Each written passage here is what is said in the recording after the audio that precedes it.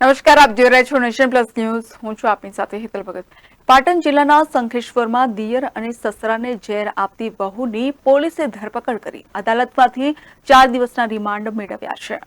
પાટણ જિલ્લાના શંખેશ્વરમાં વહુએ દિયર અને સસરાને મારી નાખવાના બદ ઇરાદે ઝેર આપ્યું હતું, ત્યારે દિયર મહાદેવગીરીનું મોત નીપજ્યું હતું, જ્યારે સસરા ઈશ્વરગીરીને સારવાર અર્થે હોસ્પિટલમાં ખસેડવામાં આવ્યા હતા, જ્યાં ઈશ્વરગીરીની હાલત ગંભીર હોવાનું જાણવા મળી રહ્યું છે.